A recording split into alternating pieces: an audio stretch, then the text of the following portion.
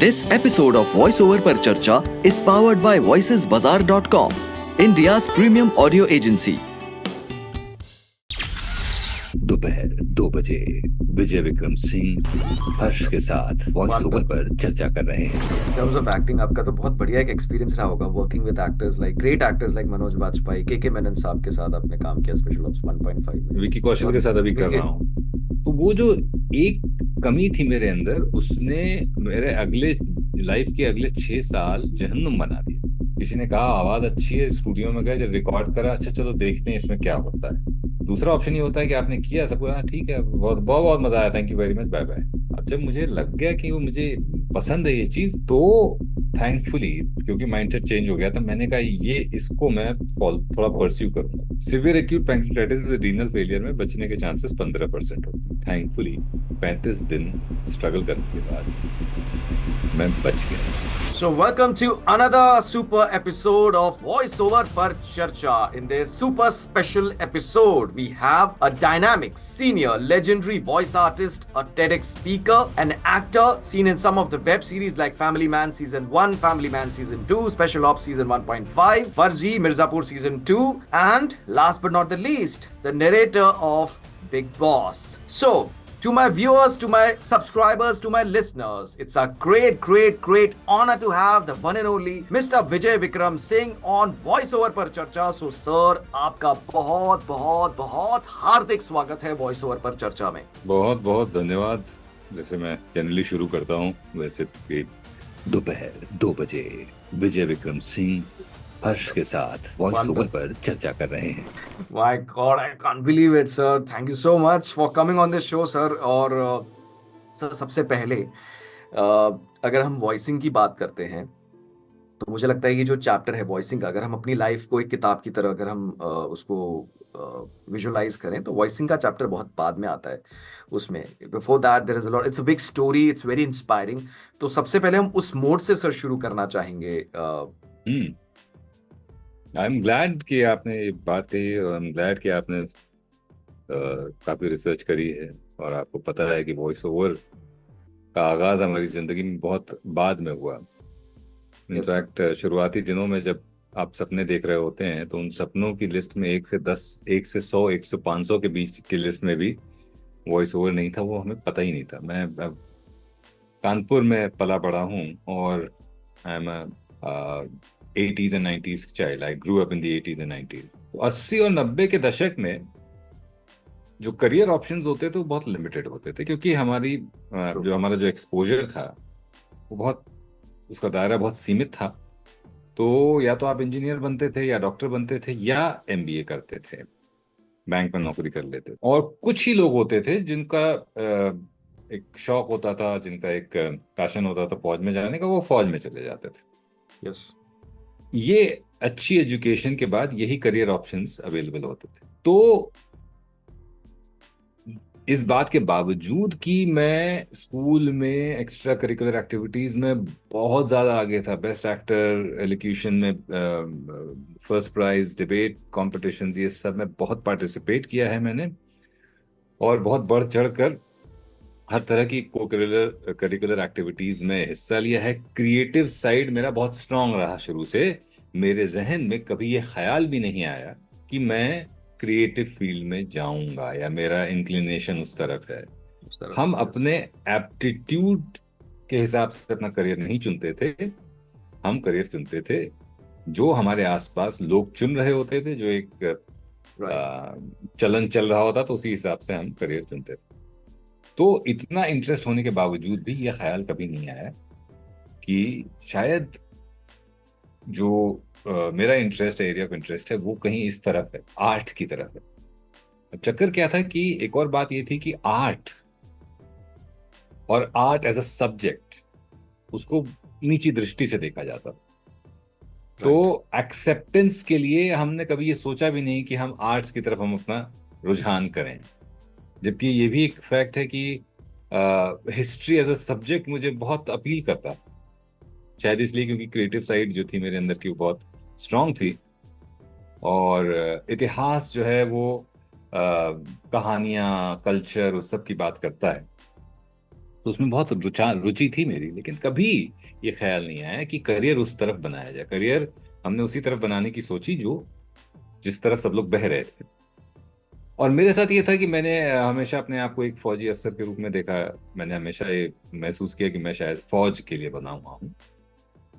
तो मैं हमेशा फौजी बनना चाहता था, आर्मी में ऑफिसर बनना चाहता था, और इसी हिसाब से मैंने पढ़ाई भी करी।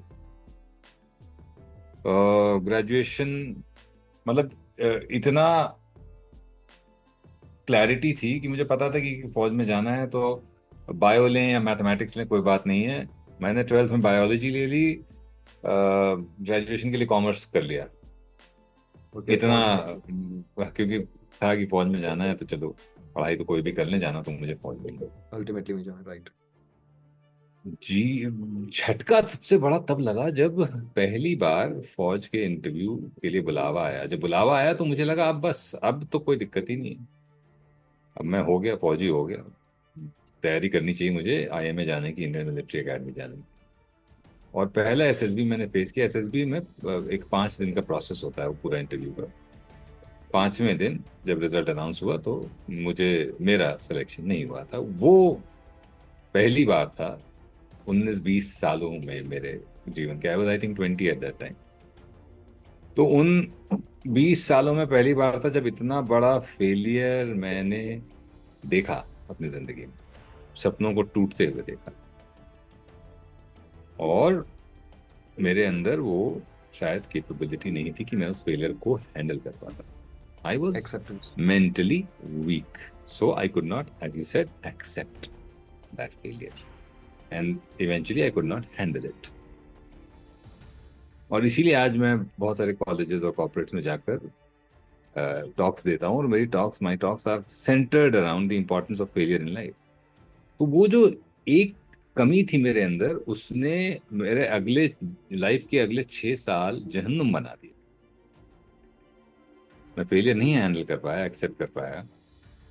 मैं उसका सहारा ढूंढने लगा दूसरी चीजों में, और मुझे सहारा मिला शराब में, और मैं शराब पीने लगा बहुत ज्यादा। 20-21 साल की उम्र से लेकर 26 साल की उम्र तक मैंने अति कर दी शराब पी।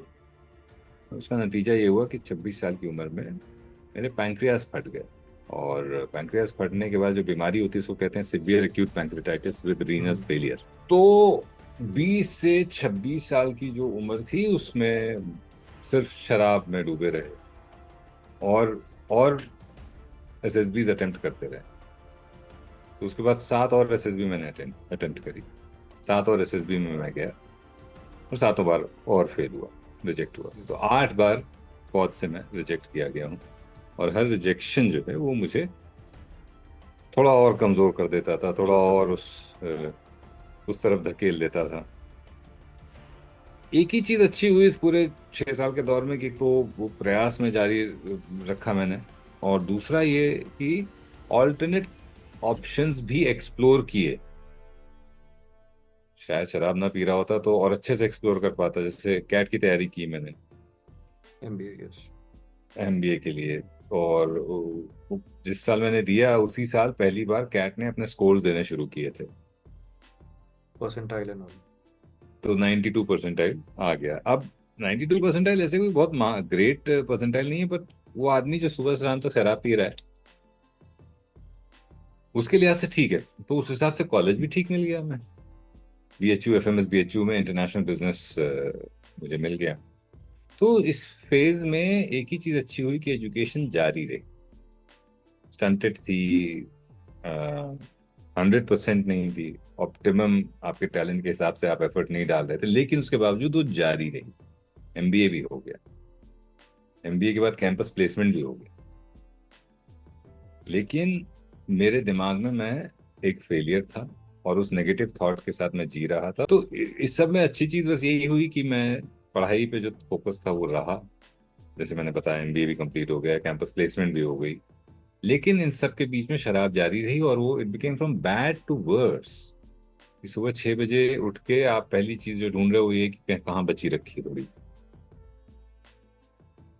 तो वो उसको उसका बुरा असर तो होना ही था शरीर पर। बॉडी की कैपेसिटी होती है, कब तक आप उसको अब्यूज करेंगे। और इस सब के पीछे कारण सिर्फ यही था, एक तो माय मेंटल फ्रेजिलिटी, मेरा मेरा अंदरूनी रूप से कमजोर होना। मैं अगर मेंटली स्ट्रांग होता तो ये सब की नौबत ही नहीं आती। तो वो एक कारण था इस सब का। और दूसरा कारण ये था कि आई थिंक एक सबसे बड़ा कारण वही था, और उसी कारण की वजह से मैं नेगेटिव हो गया बहुत ज्यादा। नेगेटिव जब आप हो जाते हैं तो यानी कि डिप्रेस, मैं बहुत ज्यादा डिप्रेस हो चुका था। मेरी सेल्फ वर्थ जीरो हो चुकी थी मेरी नजरों में, जबकि ऐसा कुछ नहीं था जो आपको ये सब फील करवाए। ऐसा कुछ भी नहीं हो रहा था लाइफ। फेलियर किसकी लाइफ में नहीं आता? सबकी लाइफ में आती है, right? It's not as they say ना, it's not how many times you fail, it's how quickly you get up defines a person. Thomas Alva Edison कुछ 3,000 बार कोशिश करी तब वो बल्ब बना पाए। सोचो दूसरी बार में सोच लेते हैं मुझसे तो हो नहीं रहा, मैं तो यूजलेस हूँ। वो सब छोड़ो, हमारे एसएसबी के रिजल्ट जब अनाउंस होते थे तो उससे पहले वो कहानी बताते थे कि भाई यहाँ पर अमिताभ बच्चन भी आ चुके हैं, शाहरुख खान साहब भी आ चुके हैं, एपीजे अब्दुल कलाम साहब भी आ चुके हैं जो यहाँ से रिजेक्ट हो गए। हम्म। तो यहाँ से अगर आप रिजेक्ट होकर जाते हो तो इसका मतलब दुनिया का अंत नहीं हो गया है। और उनका बड़ा ही क्लियर था कि हम कुछ पैरामीटर्स पर कैंडिडेट्स को जज करते हैं। हर इंसान के अंदर सैकड़ों क्वालिटीज होती हैं, हम उनमें से 13 क्वालिटीज देखते हैं। फौज का सिर्फ सिंपल क्राइटेरिया होता है, तो 13 क्वालिटीज जज करते हैं बस।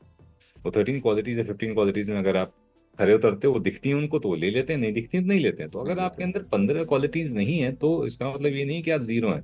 इसका मतलब ये है कि हजारों में से -15, but you still have those remaining 1000 -15 qualities with in you. Yes.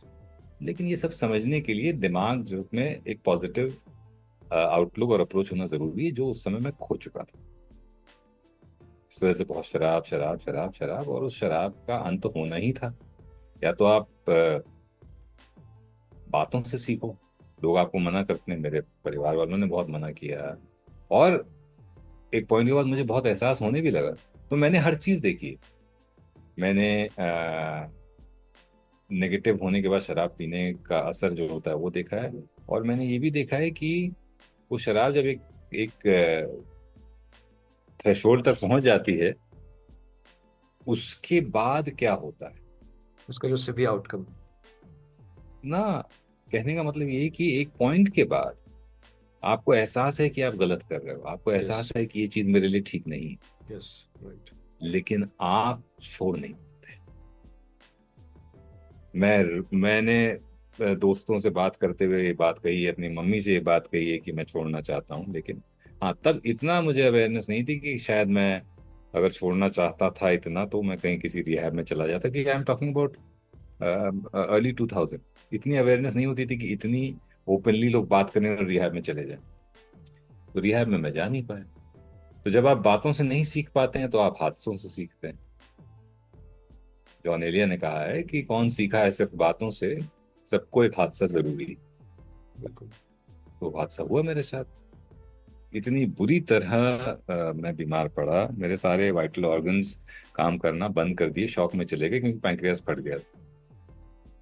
Severe acute pancreatitis with renal failure में बचने के चांसेस 15% होते हैं। थैंकफुली 35 दिन स्ट्रगल करने के बाद मैं बच गया, और 6 महीना लगे मुझे नॉर्मल होने। लेकिन उस 1 महीने और उस 6 महीने ने मुझे बहुत मौका दिया अंदर झांकने का, बिना किसी नशे के। आप नशा छोड़ो, आप तो खाना भी आपका बड़ा लिमिटेड हो रहा था उस समय, हम्म। तो नशे का तो आप सोच ही नहीं सकते हो। और इतना तकलीफ झेलने के बाद फिर नशा जो है, आपको समझ में आ जाता है कि उसके गलत परिणाम क्या हो सकते हैं। तो तब से यानी कि मैं 2005 जनवरी 31 जनवरी 2005 को आखिरी बार मैंने शराब पी थी, उसके बाद मैं अस्पताल में एडमिट हो गया था, और 4 मार्च 2005 को मैं अस्पताल से डिस्चार्ज हुआ था। ये तारीखें एकदम पत्थर पे लकीर की तरह एकदम चिपकी हुई हैं, क्योंकि ये तारीखें वो तारीखें हैं जब मेरी जिंदगी बदली। शुरुआत बिल्कुल। हुई अस्पताल पहुंचने से, और खत्म हुआ अस्पताल से निकलने के बाद। उस दौरान बहुत मौका मिला ये देखने का कि अरे बाप रे मैंने क्या कर लिया अपने साथ। अरे बाप रे, मैंने क्या कर दिया अपने परिवार वालों के साथ, कि मैंने तो भाई कहीं ना कहीं मजे भी लिए ना, शराब पीने में मजा भी तो आता है। शराब आप इसलिए भी पीते हो कि उस नेगेटिव थॉट से आप क्विक फिक्स ढूंढ रहे हो नेगेटिविटी से बाहर निकलने के लिए। तो मजा तो लिया आपने, लेकिन आपकी फैमिली ने तब भी उसके खराब परिणाम भुगते, क्योंकि पैसा उन्हीं के पास से आ रहा था, आप कहीं ना कहीं से। मैंने तो कबाड़ घर के बेचे हैं, चुपचाप चोरी करी है शराब पीने के लिए, बहुत कुछ किया है। और वो चीज जो एक नशे की लत से गुजर रहा इंसान कर सकता है या करता है, वो मैंने किया है। एग्रेसिव बहुत हो गया था उस दौर में, बहुत ज्यादा अग्रेसिव, सबसे लड़ता रहता था, बहुत डार्क फेज था लाइफ। लेकिन तो भी मैं लकी था, मैं खुशनसीब था कि ईश्वर ने मुझे वहां से निकाल दिया। और न केवल निकाला फिजिकली, बल्कि मेंटली भी निकाला। कि उस कष्ट ने, उस तकलीफ ने, उस बीमारी ने मुझे ये देखने की आंखें दी, दृष्टि दी कि मैं कितना गलत कर रहा था। और मैं न सिर्फ अपने साथ गलत कर रहा था, when you are an individual, you are not an, when you have a family, you are not an individual. Everything that you do, its consequences are borne by everyone around you, at least people who are close to you. Yes. तो हमने गलती करी, सजा सबने भुगती। लम्हों ने खता की थी, सदियों ने सजा भुगती। तो वही हाल हमारे साथ हुआ। तो खैर, अच्छी बात यह है कि आंख खुल गई, गिरने के बाद खुली लेकिन खुल गई, पॉजिटिविटी आ गई। ये दिखने लगा कि लाइफ में it is not only about achieving one thing, it is not only about running after one thing. That one thing, if it doesn't happen, there's something else that is written for you, destined for you. You have to move on. पर हाँ, सबसे जरूरी होता है इस बात का एहसास करना कि ठीक है, शायद ये चीज मेरे लिए नहीं है, या मैं इस चीज के लिए नहीं बना। It's time to move on from this also. जितना कि ये जरूरी है कि फोकस के साथ किसी चीज के लिए लगे रहें निरंतर, उतना ही ये भी जरूरी है किसी पॉइंट पर ऑब्जेक्टिवली ये एनालाइज करके ये एहसास कर लेना कि some things in life are meant not to be, और if they are meant not to be, then उन पे सर फोड़ने से कोई फायदा नहीं है।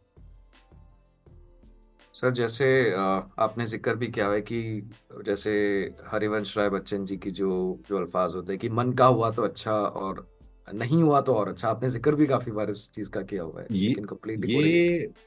ये ये मेरे लाइफ का मंत्र है। मन का हो तो अच्छा, मन का ना हो तो और भी अच्छा। और अच्छा। ये पढ़ा हमने बहुत पहले है, समझा उस फेज के बाद, और समझा तब से लेकर आज तक के दौर में। Right. वो ये कहते भी हैं कि मन का हो तो क्यों अच्छा, और मन का ना हो तो क्यों और भी अच्छा। कहते हैं कि मन का हो तो अच्छा, तो आपको तो खुशी मिल गई, वाह बहुत बढ़िया बात है।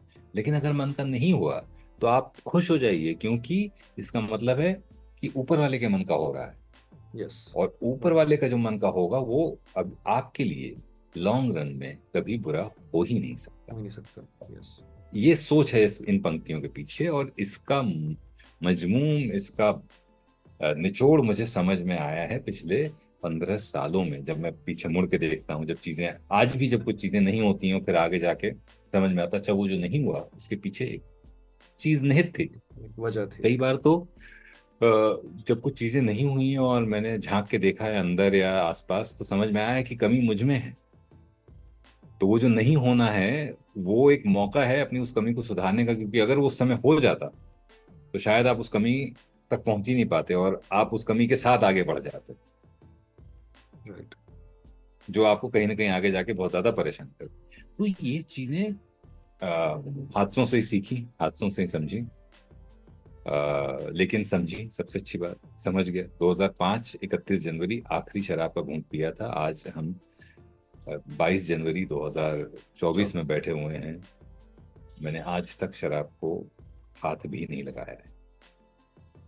तो ये एक अचीवमेंट है, वो एक सीख थी जो मिलनी थी, जो मेरे लाइफ में कुछ होना था जो मैं नहीं कर पा रहा था। तो एक दूसरे तरीके से मौका दिया गया करने का उसको, वो मैं कर पाया। उसके बाद फिर लाइफ चेंज हो गई, क्योंकि आउटलुक चेंज हो गया। अब मुझे पॉजिटिविटी दिखाई देने लगी। मुझे दिखाई देने लगा कि जब दरवाजे बंद होते हैं तो खिड़कियां खुलती हैं, खुलती लेकिन है। वो खिड़कियां खुली हैं, उनको देखने के लिए विजन चाहिए, आंखें चाहिए, नजर और नजरिया, ये दोनों चाहिए होता है। जब नजरिया बदला तो नजर अपने आप बदल गई, नजर अपने आप खुल गई, और छोटी छोटी अपॉर्चुनिटीज दिखने लगी। अच्छा, एक और गलती हम करते हैं, हम सभी, मैंने बहुत करी है, खासतौर पे मैं बड़े बड़े इवेंट्स ढूंढता हूँ लाइफ में। था हम्म। कुछ बड़ा होगा, कुछ बड़ा हो जाएगा। Life is not about celebrating big moments, it's about celebrating the small small milestones. Moments. Yes. क्योंकि बड़े मोमेंट्स तो बहुत कम आते हैं, अगर उन्हीं का इंतजार करते बैठेंगे तो खुश होने के मौके ही नहीं मिलेंगे। यस। बड़े माइलस्टोन्स कितने हैं आपके लाइफ में जो हम सोच सकते हैं? 5 6 7। अगर 60 साल का जीवन है तो मतलब अगर उसको आप डिवाइड करोगे तो तकरीबन हर 5 साल पे आपको एक माइलस्टोन मिल पाएगा। तो अगर ऐसे आप बैठे रहोगे तो डिप्रेस हो जाओगे। It's about celebrating the small things, कि आज एक कुछ अचीव कर लिया, कुछ नई अच्छी रिकॉर्डिंग करके आया, वाह कोई बात नहीं, आइसक्रीम खाते हैं आज, मजा आ गया। कोई एक ऑडिशन अच्छा करके आ गए, हमको जो जैसा हम चाहते थे पोर्ट्रे करना वैसा हो गया, वाह बहुत बढ़िया, चलो एक ड्राइव करके आते हैं। Life life is about celebrating those moment. ये भी समझ में आया उन उन हादसों से गुजरने के बाद। तो वो छोटी छोटी अपॉर्चुनिटीज मैंने पहचाननी शुरू करी। एक नौकरी से दूसरे में पहुंचा, सरकारी नौकरी में पहुंचा, सरकारी नौकरी में मौका मिला बॉम्बे आने का। बॉम्बे आके बहुत अच्छे अच्छे लोगों से मुलाकात होने लगी। किसी ने बताया आपकी आवाज़ अच्छी है। मैंने कहा नहीं, मैं गा नहीं पाता हूँ। बोले नहीं, आवाज़ के साथ और भी बहुत कुछ करते हैं। मैंने कहा क्या? आप सोचो, मन का ना हो तो और भी अच्छा क्यों कहते हैं? क्योंकि ऊपर वाला रास्ते बना रहा है। मैं उस शख्स को नहीं जानता था जिसने मुझसे कहा कि तुम्हारी आवाज़ अच्छी है। सर ये नहीं गैदरिंग थी, जानता। आपने जिक्र किया है पहले, एक हाँ जैसे हाँ। एक फ्लैट में से जैसे गेट टुगेदर यस। होता है, तो उसमें आपको किसी ने ये आके कहा कि आपकी आवाज अच्छी है। सोचिए किसी दोस्त की गर्लफ्रेंड ने जिससे मैं पहली बार मिल रहा था। और वो गैदरिंग भी क्यों होती थी? कारण again, God conspires, God makes way for you to reach where he wants you to reach. Yes. मेरे को जो नौकरी मिली थी भारत सरकार की, so I was working with a company under ministry of steel. I was looking after import financing. Bharat सरकार की नौकरियों में तनख्वाहें नॉर्मल होती हैं, बट पर्क्स बड़े अच्छे मिल जाते हैं। तो मुझे पाली हिल में एक 2 BHK फ्लैट मिला हुआ था। अब बॉम्बे में रहने वाला समझ सकता है कि पाली हिल में फ्लैट होने का क्या मायने, बिल्कुल। और खास तौर पे तब जब आपके नेबरहुड में दिलीप कुमार और संजय दत्त साहब का घर। ठीक है, अब मैं इसलिए बता रहा हूँ ये चीजें क्योंकि इसका एक रेलेवेंस है पूरी कहानी। जब ये बात हमारे बैचमेट्स और दोस्तों तक पता पहुंची और ये भी पता चला कि भाई ये शराब नहीं पीता है, तो हमारे घर में आफ्टर पार्टीज होने लगी। लोग पार्टी करके बांद्रा में आते थे, मेरे घर पे आफ्टर पार्टी करते थे, क्योंकि उनको पता था 2 बेडरूम का घर है बड़ा सा, वो पार्टी करो और फिर ये तो घर भी छोड़ देगा, क्योंकि शराब नहीं पीता है, तो ड्राइव करके घर भी छोड़ देगा अपनी गाड़ियों से हम लोग को, मतलब हमारी गाड़ियां चला के हमको छोड़ भी देगा। तो इस चक्कर में हमारे घर में लोग आने लगे, और ऐसे ही एक गैदरिंग में वो मोहतरमा आई, शिवांगिनी नाम था उनका। और उन्होंने कहा अच्छा अब आप देखिए। उनको कोई जरूरत नहीं थी कि इस कॉन्वर्सेशन को और आगे ले जाके, वो हम्म। ले गई, वो मुझे अगले दिन स्टूडियो में ले गई एक, कि अच्छा तुमको नहीं पता है ना क्या होता है, चलो मैं तुम्हें दिखाती हूँ। She took me to studio. Studio वाले ने की भलमनसाहत की, उसने एक नौसिखिए नए आदमी को बोला अच्छा तुम चलो जरा आवाज रिकॉर्ड करो अपनी। तो मैं पहली बार बूथ में गया, वो सब लगा के मैंने माइक पे अपनी आवाज सुनी, मैं गिर गया। मैंने कहा my god, this is what I want to do in life. 29 साल की, 29.5 साल की उम्र में मैंने एहसास किया कि ये है जो मैं करना चाहता हूँ जिंदगी। तो मैं आज भी जब कॉलेजेस में टॉक कर देने जाता हूँ तो मैं ये बोलता हूँ कि what you think your passion is currently is based on the buffet options that are available to you। हमेशा यस। अपनी आंख और कान खुले रखने चाहिए। कब क्या चीज आपको इंटरेस्ट कर जाए, नई चीज जो आपने पहली बार देखी होगी लाइफ के एक नए मकाम पर, अलग पड़ाव पर, उसको एक्सप्लोर जरूर करें। आपका पैशन आपकी लाइफ में क्या है ये आपको तभी पता चलेगा जब आप अब चीजों को एक्सप्लोर करेंगे। कि अच्छा साइकिलिंग है, चलो मैं जरा करके आता हूँ थोड़ी सी साइकिलिंग। अच्छा किसी ने हॉकी स्टिक दिए, चलो जरा खेल के आते हैं थोड़ी सी हॉकी। किसी ने कहा आवाज अच्छी है, स्टूडियो में गए जब रिकॉर्ड करा, अच्छा चलो देखते हैं इसमें क्या होता है। दूसरा ऑप्शन ये होता है कि आपने किया, सबको हाँ ठीक है, बहुत बहुत बहुत मजा आया, thank you very much, bye bye. अब जब मुझे लग गया कि वो मुझे पसंद है ये चीज, तो थैंकफुली क्योंकि माइंडसेट चेंज हो गया था, मैंने कहा ये इसको मैं थोड़ा परस्यू करूंगा, थोड़ा सीरियसली परस्यू करूंगा। अब यहाँ पर आता है लाइफ की मेरी तीसरी बड़ी लर्निंग, वो है difference between risk and recklessness, risk and blind turn, taking risk and calculated risk. Yes, तो कैलकुलेटेड। जब मुझे वो सब पता चल गया तो मैंने कहा ठीक है, ये तो मुझे करना है, लेकिन कैसे करूं, सरकारी नौकरी में रहते हुए क्या कर सकता हूँ। तो मैंने कहा पहले ट्रेनिंग करनी चाहिए, बातें करी लोगों से तो समझ में आएगी। तो मैंने दर्पण मेहता साहब के पास वर्कशॉप करी 3.5 महीने की, तो कुछ समझ में आया चीजें। फिर मुझे समझ में आया इस नौकरी में रह के मैं नहीं कर पाऊंगा, तो मैंने फिर वो नौकरी छोड़ दी और मैं रेडियो स्टेशन में नौकरी करने लगा, sales team, 92.7 big FM। Big FM, yes. 2.5 साल मैंने वहां सेल्स की नौकरी करी। वहां पे भी अगेन मन का ना हो तो और अच्छा, भगवान ने और लोग भेज दिए। हमारे सुपर बॉस जो थे अर्जुन सिंह बरान, वो इतने कोऑपरेटिव थे, उन्होंने क्रिएटिव टीम को बोल दिया इसकी आवाज यूज कर लिया करो क्रिएटिव बनाने के लिए। तो वहां से मुझे माइक्रोफोन प्रैक्टिस मिलने लगी। फिर एक पॉइंट पे उन्होंने कह दिया तुम 9 बजे तक काम करने के बाद मैं तुम्हें स्टूडियो एक्सेस दे देता हूँ, जाओ। तो मैं 8-9 बजे तक अपना काम खत्म करके मुझे स्टूडियो एक्सेस मिल गई थी, स्टूडियो में बैठ के अपने बस रिकॉर्ड किया करता था अपने रिकॉर्ड आप। वगैरह। फिर उनको लगा अच्छा इसका इंटरेस्ट तो बहुत ज्यादा, तो उन्होंने मुझे, उनका बिग हाउस के इन हाउस ट्रेनर थे खोडस वाडिया साहब के पास भेजा ट्रेनिंग के लिए 3 महीने की। और बहुत पैसे लगते थे, वो पैसे बिग FM ने दिए। ओके। 3.5 महीने की मैंने खोडस के पास जो ट्रेनिंग करी, उस ट्रेनिंग ने मेरी लाइफ बदल दी, सोच और लाइफ दोनों बदल दी। मतलब तब तक मुझे था कि मैं करूंगा, कब करूंगा मुझे नहीं पता था। कोडस के पास जाने के बाद ये तय हो गया कि अब मेरा करियर इसी में है, वॉइसिंग वॉइसिंग। में, वॉइसिंग में। वो कॉन्फिडेंस भी उन्होंने दे दिया, वो टूल्स भी उन्होंने दे दिए। और आखिर जो पुश था वो हुआ गीतांजलि के आने के बाद। हमारी जब एंगेजमेंट तय हो गई तो मैंने उनको बताया गीतांजलि को कि भाई देखो शादी हो रही है, पर एक बात समझ लो कि ये नौकरी मैं हमेशा शायद ना करूं, मेरा इंटरेस्ट अब इसमें जाग गया है, इस फील्ड में। मैं नौकरी छोड़ के, क्योंकि पैकेज अच्छा था, तो ये बताना जरूरी था कि ये पैकेज हमेशा नहीं रहेगा। Of course. तो ये उन्होंने जो जवाब दिया वो अगेन लाइफ चेंजिंग मोमेंट।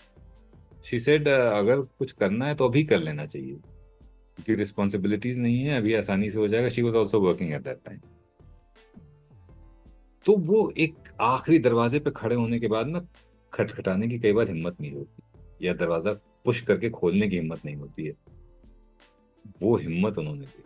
एक सर बहुत बड़ा एक एसेट भी कह सकते हैं, या फिर एक बहुत बड़ी एक ना मोटिवेशन की, जो आपके लाइफ पार्टनर से अगर आपको सपोर्ट मिलता है उस तरह का, इस में जाने के लिए बहुत बड़ा फैक्टर है फैमिली का, ऑफ कोर्स। बहुत ज्यादा, उसके बिना आप कुछ भी सोच नहीं सकते हैं।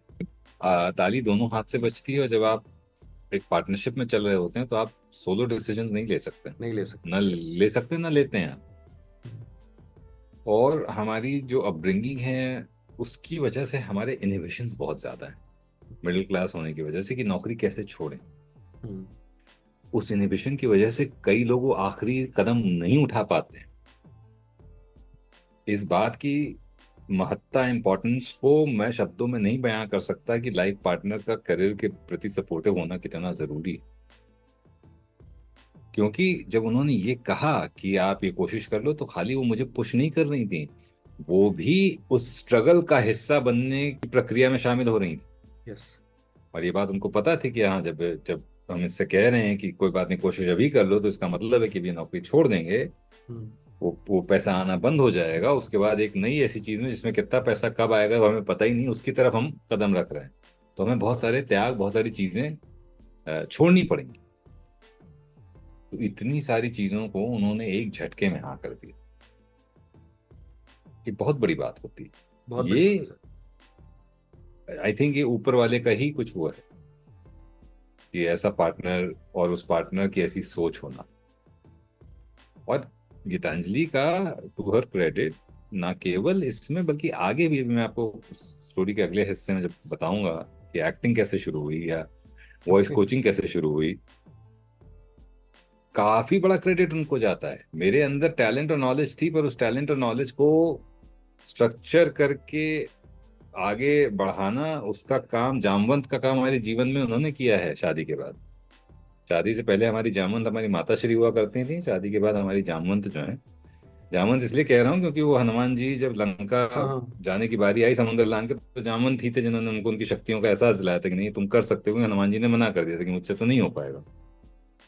तो टैलेंट जो भी थोड़ा बहुत था वो टैलेंट बाहर आया, और वो टैलेंट ने एक आकार लिया। उसके पीछे जो कुम्हार, पॉटरर्स, जो पॉटर्स थे जिन्होंने उसको आकार दिया, वो हमारी माता श्री थी, ये बेगम है, गीतांजलि।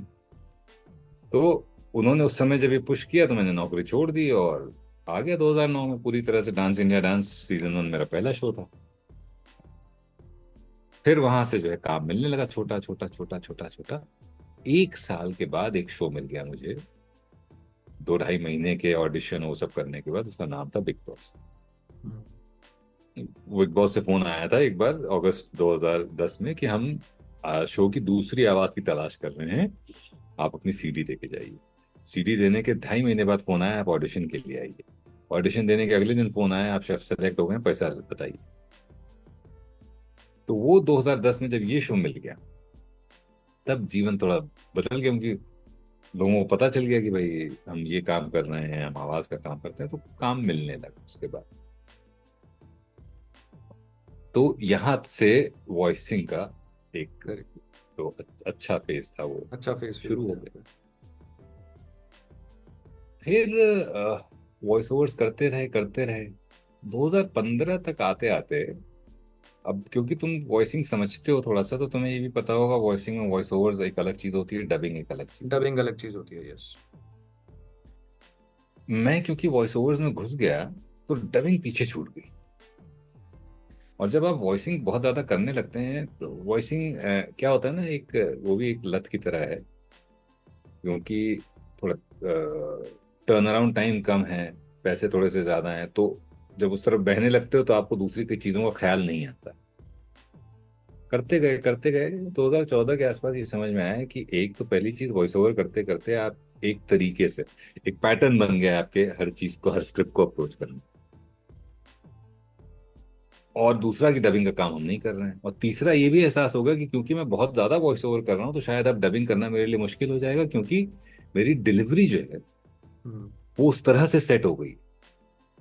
डबिंग अदायगी मांगती है, काइंड डबिंग ऑफ बहुत वॉइस। ज्यादा एक्टिंग मांगती है, वॉइस एक्टिंग यस, मांगती है। Voice voice acting. ओवर्स में आप अदायगी है, उसमें भी कुछ प्रोजेक्ट्स होते हैं उसमें अदायगी होती है, लेकिन ज्यादातर आप एक पैटर्न में अपनी बेस का इस्तेमाल करते हुए इंफॉर्मेशन दे रहे होते हो।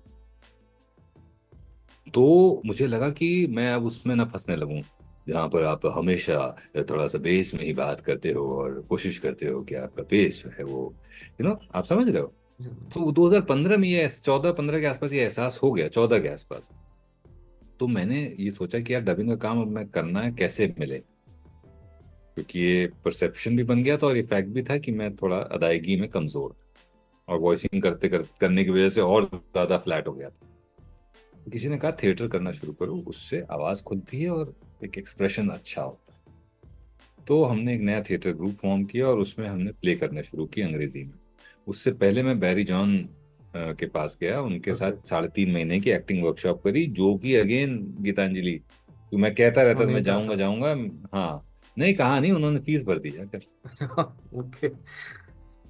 तो जब फीस भर गई तो फिर अब तो वो जाना जो ही पड़ेगा। करेंगे करेंगे करेंगे से इट चेंज टू परसों से जाना। हम्म। तो वो हो गया। हालांकि वो करने के बाद भी, थिएटर करने के बाद भी डबिंग का काम बहुत ज्यादा शुरू नहीं हो पाया। परसेप्शन है, तोड़ने में समय लगता है, और वो टूटता तभी है जब आप काम करो, और काम कर कर करके ही आप और कुछ अच्छा सीखते हो। लेकिन उस चीज ने मेरे अंदर के एक्टर को थोड़ा सा जगा दिया। लेकिन मैंने कभी नहीं सोचा कि मैं कैमरे के सामने एक्टिंग करूंगा, मैं थिएटर करने लगा। हमने जो ग्रुप फॉर्म किया तो उसके हमने एक प्ले शुरू किया, अलेक्जेंडर वर्सेस चाणक्य, उसमें मैं चाणक्य था। हमने 25-26 शो उस प्ले के कर डाले। फिर करते करते मुझे समझ में आया कि अब अभिनय को थोड़ा और निखारने के लिए इसकी अलग अलग टेक्निक्स को थोड़ा देखते हैं। तो जेफ गोल्डबर्ग हैं जो मेथड एक्टिंग सिखाते हैं, उनके पास गया। उनके साथ मैंने तकरीबन 6 महीने की वर्कशॉप्स करी, प्राइमरी और इंटरमीडिएट दोनों करी मैंने उनके साथ। और वहाँ पर रहते हुए मैंने आर्थर मिलर का एक प्ले है ऑल माई सन्स, उसका हिंदी अडेप्टेशन, उसके कई शोज, आई थिंक हम लोगों ने 12 या 14 शोज उसके करे। और वो करते हुए जब हम रिहर्सल्स करते थे तो मैं आवाज पे लोगों को टिप्स देता रहता था। तो ये ख्याल आया कि क्यों ना ये जो नॉलेज है ये और लोगों के साथ शेयर की जाए। और वहां से ट्रेनिंग का एक वो शुरू हुआ जरिया, एक्टर्स को थोड़ा थोड़ा ट्रेन करने लगा। फिर सडनली एक एंडेमॉल का शो था, इंडियाज नेक्स्ट सुपरस्टार, उसमें मैं वॉइस ओवर कर रहा था और उसमें एक हुआ कि वॉइस ट्रेनिंग एक्टर्स की करा दी जाए। तो 2 एपिसोड मैंने वो वॉइस ट्रेनिंग कराई और वो दिखा दिया उन्होंने इट वॉज ब्रॉडकास्ट। सो ये हो गया कि हाँ मैं वॉइस ट्रेनिंग कराता हूँ। फिर वहां से मैं वॉइस ट्रेनिंग कराने लगा। वो उस शो पे ही मुकेश छाबड़ा जी से मुलाकात हुई और उन्होंने कहा कि आप ऑफिस आइए, मैं एक फिल्म बना रहा हूँ और फिल्म जो है हीरोइन के वॉइस ओवर पे चलेगी, तो थोड़ा वॉइस ओवर उसको इंट्रोड्यूस कर दीजिए, train her in little bit into voice. उनके ऑफिस गया, संजना से मिला।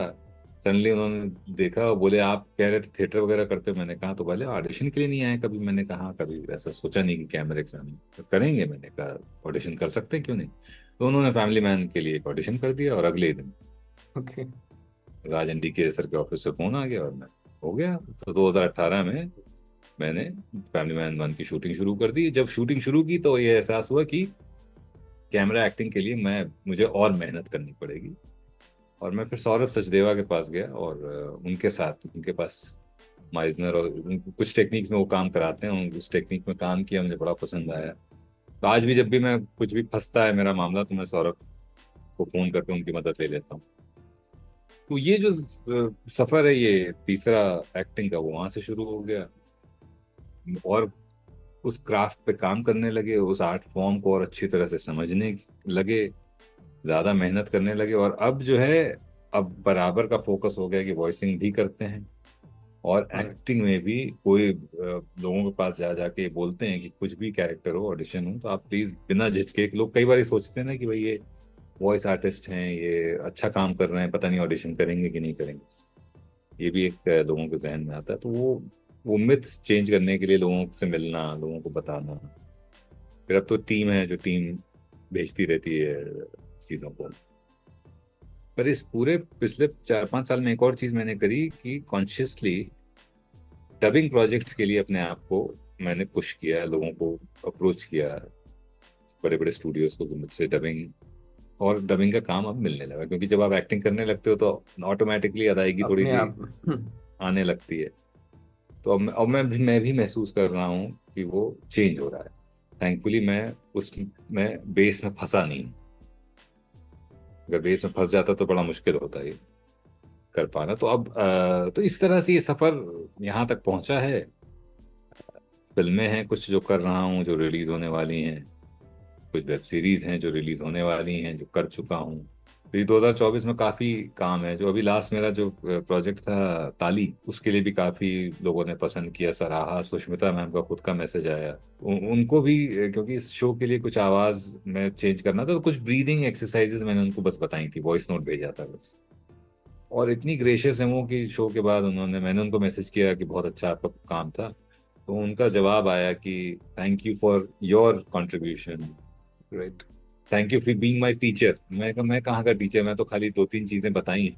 पर वो ग्रेशियस, अगेन ग्रेस है उनका कि वो मुझे अपना टीचर बोल दिया उन्होंने। मेरे काम की तारीफ करी कि सिर्फ 3 सीन है मेरे तालीम में, बहुत इंपॉर्टेंट 3 सीन।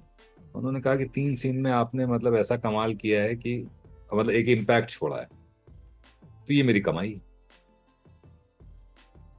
और sir it's great to know this and मैं ये पर्सनली मतलब ये मैं हमेशा जहन में था ये सवाल आपसे करूंगा। And of course in terms of acting आपका तो बहुत बढ़िया एक एक्सपीरियंस रहा होगा working with actors like great actors like Manoj Bajpayee, K Menon साहब के साथ आपने काम किया स्पेशल ऑप्स 1.5 में। विकी कौशल और के साथ अभी कर रहा विकेट हूँ। अभी आप कर रहे हो। Okay, हाँ। बहुत ही बढ़िया रहा होगा तजुर्बा उसका। एक्सपीरियंस मतलब हर एक्टर के साथ एक एक अलग सा एक्सपीरियंस रहा है, उनका प्रोसेस देखना, उनके प्रोसेस को समझना और उनसे सीखना। मैं बहुत खुशकिस्मत हूँ कि मुझे मनोज सर, के सर, दिव्येंदु सर के साथ, दिव्येंदु भट्टाचार्य हैं, बहुत अच्छे एक्टर हाँ, हैं। बहुत ही बढ़िया। अनदेखी, अनदेखी मैंने अभी उनके साथ किया, इतना कुछ सीखने को मिला। हर्ष छाया सर, सूर्य तिवारी तो अनदेखी में है वो। विकी कौशल के साथ अभी काम कर रहा हूँ, तो उनका प्रोसेस देखकर, उनका कमिटमेंट देखकर क्राफ्ट के प्रति। आशुतोष राणा, विनीत सिंह, आशुतोष राणा जिस फिल्म में मैं हूँ, विकी कौशल के साथ जो फिल्म कर रहा हूँ, उसमें आशुतोष राणा जी भी हैं, विनीत सिंह भी हैं। विनीत सिंह के साथ मैंने एक और शो किया हुआ है, वेब सीरीज।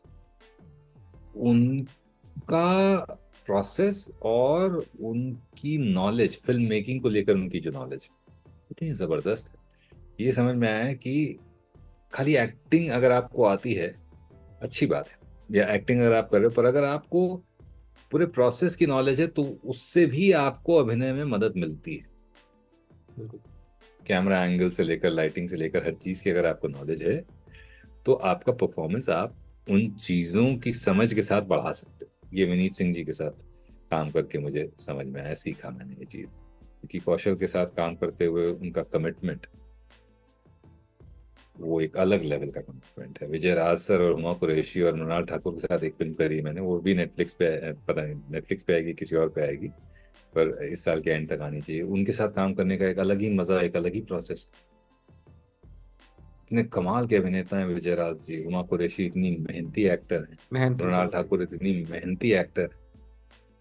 तो आपको सीखने का और इंस्पायर होने का बहुत मौका मिलता है इन लोगों के साथ काम करके। तो जब मैंने अभी डबिंग का, जब मैं बता रहा था, तो मैंने डबिंग करना शुरू कर दिया। तो खाकी में आशुतोष राणा सर की इंग्लिश की डबिंग मैंने करी। ओके। और अब जो डबिंग करने का मेरी जो सोच है डबिंग करने के पीछे, वो यही है कि एक तो अपनी वॉइस इंप्रूव हो, अदायगी इंप्रूव हो, दूसरा सीखने को मिलता है एक्टर्स को ऑब्जर्व करके। क्योंकि जब आप डब करते हो, तो आपको बहुत सारी माइन्यूट चीजें ऑब्जर्व करने का मौका मिलता है। तो उनका परफॉर्मेंस खाकी में देख के मैं स्तब्ध रह गया। मैं जब उनसे मिला फिल्म के सेट पर अपने पहली बार, और उनको बताया मैंने, एक तो इतने सरल आदमी है वो कि दिल खुश हो जाता है। तो आपका जो सवाल था ना कि इतने सारे अच्छे अभिनेताओं के साथ काम करने का मौका मिला, मैं वाकई खुशकिस्मत।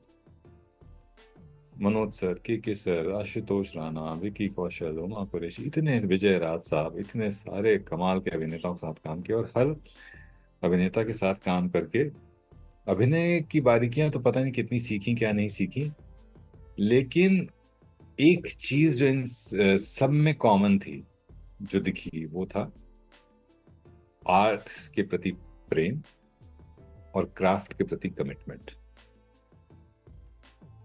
तो बहुत कुछ सीखने को मिलता है लोगों के साथ काम करके। और सर, जो आपको जो वेब सीरीज में अवसर मिले हैं, जिससे आपने किसी में as an actor, as a voice actor, ये अगर हम वेब सीरीज का अगर एक दौर देखें, तो ये बहुत टॉप की वेब सीरीज है। मतलब अभी तक वेट हो रही है जी जी कि जी, जैसे फैमिली मैन सीजन 3 कब आएगा, स्पेशल ऑप्स का जी, सीजन कब आएगा, लोग इंतजार कर रहे हैं। लोग कभी भी जैसे कुछ बिल्कुल इंस्टाग्राम में कोई पोस्ट आती है, तो लोग लिखने लगते हैं कि कब आ रहा है सीजन, हमसे इंतजार नहीं हो बिल्कुल। रहा। खाकी was another, I guess, the same, if I talk about the हाँ director, हाँ, बिल्कुल special ops बिल्कुल, नीरज and पांडे साहब।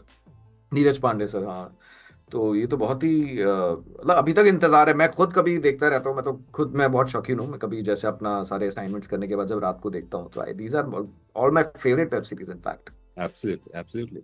Again as I said, it's unfortunate कि मैं बहुत खुशकिस्मत हूँ कि जितने भी प्रोजेक्ट किए हैं, बहुत अच्छे अच्छे प्रोजेक्ट, और वो प्रोजेक्ट जिन जो बहुत सराहे गए, जिनकी बहुत प्रशंसा हुई, वो which have been appreciated a lot.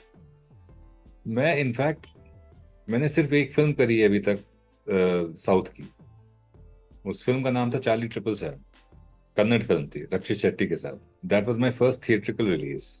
ये हमने शूट करी थी 2020 में, और रिलीज हुई थी 2022 में।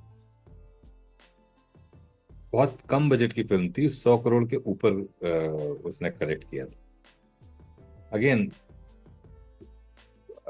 Luck, destiny, nothing else. मेरा कोई रोल नहीं, उन्होंने मुझे अप्रोच किया, और मैं तो काम के लिए कभी ना करता ही नहीं, और I became a part of. So जिस भी प्रोजेक्ट से जुड़े हैं, खुशकिस्मती से वो सभी प्रोजेक्ट अच्छे निकल कर आए, कमर्शियली सक्सेसफुल हुए, अलग बात है। पर जब वो बन रहे थे तो उसमें जो कमिटमेंट था वही अपने आप में, और वही अपने आप में आपको बहुत कुछ सिखा के जाता है। क्या रहता है। तो sir, in terms of your जो आपने पूरी अपनी जर्नी बताई, एक चीज़ तो मैं हमेशा मतलब जैसा आपने जिक्र किया कि आपने इतनी सारी वर्कशॉप्स की, वॉइसिंग की, एक्टिंग की, अ, आप सर उन लोगों को, मैं यू सही वर्ड का यूज़ करूँगा, बिगिनर्स जो इस वॉइसिंग में अपना एक कह सकते हैं प्रोफेशन बनाना चाहते हैं, उसमें किसके बारे में पैशनेट है, उनको आप क्या इस डिजिटल दौर में, आप आगे भी जैसे एआई का भी एक अलग उसमें है, उनको क्या एक सजेशन या एडवाइस अपने तरफ से देना चाहेंगे? सीखने की प्रक्रिया का अंत कभी नहीं होना चाहिए, ये बहुत जरूरी है। क्योंकि जब आप सीखते रहते हैं तब आपका माइंड खुला रहता है, और जब माइंड खुला होता है तो नए अवसर आपको दिखाई देते रहते हैं। तो इसलिए सीखते रहना बहुत जरूरी है, क्योंकि आपकी कोशिश हमेशा ये होनी चाहिए कि हम जो कर रहे हैं उससे बेहतर करते जाएं आगे। तो जब आप सीखते हो तो जाहिर सी बात है आप उस काम में और बेहतरी पैदा करते हो। उसके अलावा होता यह है कि सीखने की वजह से आपका माइंड फ्लेक्सिबल रहता है हमेशा, और ओपन रहता है। और जब माइंड ओपन रहेगा तो नई अपॉर्चुनिटीज जो आपके आसपास आ रही होंगी, आप उनको पहचानने और उनको पकड़ने के लिए ज्यादा अच्छी तरह से तैयार रहोगे। इसलिए सीखते रहना बहुत जरूरी है, ताकि आप बेहतर होते जाओ, और बेहतर होते रहना बहुत जरूरी है, वरना कुछ सालों में लोग कहने लगेंगे अरे यार नहीं, कुछ नया लाओ। दूसरा, सीखने की वजह से आप नई अपॉर्चुनिटीज पहचान पाओगे, जो कि बहुत जरूरी है, क्योंकि आज हम ऐसे दौर में हैं जब एक काम जो आज हम कर रहे हैं वो कब सडनली बेकार हो जाए, ऑब्सोलीट हो जाए, आपको नहीं पता चलेगा। तो ऐसे समय में बहुत जरूरी है कि नई अपॉर्चुनिटीज को हम पहचानते हुए आगे बढ़ते रहें, कि हम नई नई चीजें करते रहें, और कुछ ना कुछ नए आयाम, एक ही काम को करते रहना आज की तारीख में मुझे लगता है अकलमंदी नहीं। ऑल्टरनेट पैरेलली उसी से जुड़े हुए ही सही, पर अलग अलग एवेन्यूज हमको खोजते रहने चाहिए। डाइवर्सिफाई और करना जरूरी है। बहुत जरूरी है। Exact term actually, diversification is the key. Right, बिल्कुल सही कहा सर। तो यही मेरा सब, एक ही चीज जो जो न्यू कमर्स हैं जो इस फील्ड में आना चाहते हैं, उनको एक्चुअली एक नहीं, दो तीन चीजें हैं जो मैं कहना चाहूंगा। एक, वो be open to diversification. Following your passion and making a career in it is not the end of the road. काम एक्चुअली उसके बाद शुरू होता है, जब आप अपना करियर बनाने लगते हैं तब उसके बाद काम शुरू होता है। शुरुआत वहीं से होती है। दूसरी चीज, be ready to accept no in a positive way. हर ना एक नया अवसर ला सकता है अगर आप उस ना को ऑब्जेक्टिवली देखना शुरू करें। अगर आप किसी भी ऑडिशन में रिजेक्शन को इस तरह से अप्रोच करें कि अच्छा, देखते हैं क्या और कर सकते थे, क्या कमी रह गई, तो आप बहुत ज्यादा आगे बढ़ जाएंगे। और अगर आप हर ना पे अपने ऊपर सवाल उठाने लगेंगे तो बहुत जल्दी बर्नआउट होके इस रेस से बाहर हो जाएंगे। हर ना एक अवसर है, असफलता एक चुनौती है, उसे स्वीकार करो। ये वो है ना, कोशिश करने वालों की कभी हार नहीं होती। क्या उसके क्या कमी रह गई है देखो और सुधार करो। सुधार करो, तो उसमें जो ये पंक्ति है वो बहुत जरूरी है, कि कभी भी अपने फेलियर के लिए एक्सटर्नल फोर्सेस को ब्लेम नहीं करें। चाहे कितना कंपेलिंग रीजन हो आपके पास ये मानने के लिए कि मैं आज इस काम का हिस्सा नहीं हूं, इसलिए नहीं कि मेरे अंदर कोई कमी थी, बल्कि इसलिए कि कुछ और, किसी और को अवसर मिल गया किसी और कारण से, बिना उसके टैलेंट के। भले ही ये रीजन हो, लेकिन आपको अपने अंदर हमेशा ये सोचना है, ये थॉट कभी आने ही नहीं देना है। The moment you start blaming external factors for your failures, that's the end of the road, that's the end of the learning. Absolutely true. आप बिटर हो जाओगे, आप अंदर झांकना बंद कर दोगे, आप सुधार करना बंद कर, तो कितना भी कंपेलिंग रीजन हो आपके पास किसी और को ब्लेम करने का आपकी फेलियर के लिए, आप मत ब्लेम करो, आप अपने को ब्लेम मत करो, आप ढूंढो, अच्छा शायद ये कमी रह गई, चलो इसको सुधारो, अच्छा ठीक है अगली बार इससे अच्छा कर सकते। तो how strongly and how positively you accept no's and failures and rejection will define how long you go in this career. तो सर एब्सोल्युटली राइट। और मतलब आपसे सर आज ये चर्चा करके, मतलब not just in terms of voicing, मुझे लगता है कि as in a way of optimism, in the way of कि never give up in life, और बहुत सारी चीजें सीखने को मिली। और जो भी इस एपिसोड को सुन रहे हैं, आई गेस डेफिनेटली काफी कुछ उनको सीखने को मिलेगा। सो सर मतलब मैं ऐसा ऐसा आज ऐसा हुआ है, चर्चा में खो गया हूँ मैं। मतलब मुझे जैसे होता है ना कि इतना इंटरेस्टिंग मुझे लग रहा है आज बात करना, very very one of the very rare. Of course sir, जैसे अभी तक हम जैसे काफी में जैसे ठीक है अपना एक जैसे पॉडकास्टिंग में जो लोगों का बैकग्राउंड होता है, कोई परफॉर्मिंग आर्ट्स में जाना चाहते थे या कहीं माइंडसेट था कि ये काम करना है, आपके केस में कहीं ऐसा सोचा नहीं था। ये अपने आप जैसे हम्म। होता है ना, लाइफ ने एक रास्ता बनाया आपके लिए, और उसमें फैमिली का सपोर्ट, लाइफ पार्टनर का सपोर्ट, और जो भी अपॉर्चुनिटीज आती गई। सो सर बहुत अच्छा लगा सर आपसे बात करके, and thank you so much for coming on voice over पर चर्चा। मैं बेसब्री से इंतजार कर रहा था। और last but not the least, आज आपने एग्जाम्पल जो लिया है हनुमान जी का और जामवंत का, इससे बेहतर बात क्या हो सकती है कि आज हम इस विषय पे बात कर रहे हैं 22 जनवरी 2024 को। चौबीस इससे जी। बढ़िया कोई बात ही नहीं हो सकती सर। सो थैंक यू बिल्कुल सो बिल्कुल। Much, and I am looking ahead sir आपसे और इस तरह से डिस्कशन से कभी बिल्कुल। मौका मिले। मैं आई वॉज फॉर्चुनेट कि मैं आपसे मिल पाया इंडिया वॉइस फेस्ट में, और और आपने मिलेंगे। और बिल्कुल मिलेंगे sir. Thank you Harsh, and you doing a great job, बहुत बहुत बहुत अच्छा लगा। एक लास्ट टिप मैं देना चाहूंगा उन सभी लोगों को जिनकी आवाज थोड़ी सी भारी है, भूल जाओ इस बात को कि आवाज में बेस है। यस। क्योंकि जो बेस है उस पे काम करने की जरूरत, मतलब उसको निकालने की जरूरत नहीं है अलग से, वो अपने आप ही, वो नेचुरल है, वो अपने आप आएगा। वरना क्या होता है, हम बेस में फंस जाते हैं। बहुत टेक्निकल सी एक प्रैक्टिकल टिप दे रहा हूँ उन लोगों को जो वॉइसिंग में आना चाहते हैं, जिनकी वॉइस हैवी है थोड़ी सी। Get it out of your mind, अपने बेस से बाहर निकल के देखिए। वॉइसिंग बेस के बाहर है। 100% राइट। बिल्कुल सही है सर। या बहुत अच्छा लगा मुझे भी, और I hope it helps, my journey helps others. Definitely तो मैं सर। कोशिश करता रहता हूँ, और सीखना कभी बंद नहीं होना चाहिए, ये मेरा मानना है। और यही एक की लर्निंग होनी चाहिए जो सब लोग यहाँ से लेकर जाएं, कि the learning never stops, keep री इन्वेंटिंग योरसेल्फ।